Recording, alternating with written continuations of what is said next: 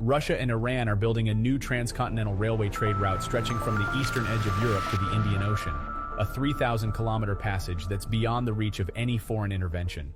And for the first time ever, fuel-by-rail exports have been launched to Iran after the West banned seaborne imports of fuels from Russia over Putin's invasion of Ukraine.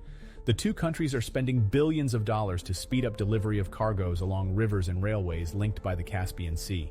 Ship tracking data compiled by Bloomberg show dozens of Russian and Iranian vessels, including some that are subject to sanctions, already plying the route.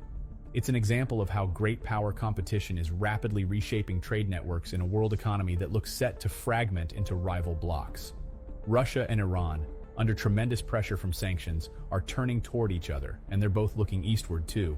The goal is to shield commercial links from Western interference and build new ones with the giant and fast-growing economies of Asia.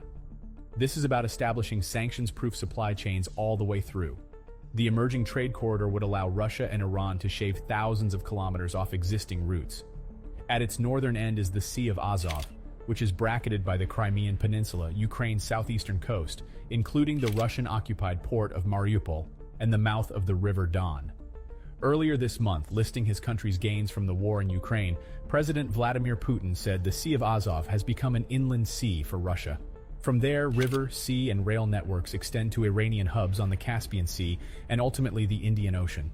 Putin has flagged the importance of that end of the corridor as well. At an economic forum in September, he underlined the need to develop the ship, rail, and road infrastructure along the route that will provide Russian companies with new opportunities to enter the markets of Iran, India, the Middle East, and Africa, and will facilitate supplies from these countries in return. Chegونه estimates Russia and Iran are investing as much as $25 billion in the inland trade corridor, helping to facilitate the flow of goods the West wants to stop. The two countries are playing a cat-and-mouse game, she says. They will explore all loopholes to transport banned products and weapons. That alarms the US and its allies as they seek to block transfers of Iranian drones and other military supplies they say are aiding the Kremlin's war in Ukraine. You can impose controls over sea routes, but land routes are difficult to watch. It's almost impossible to track them all.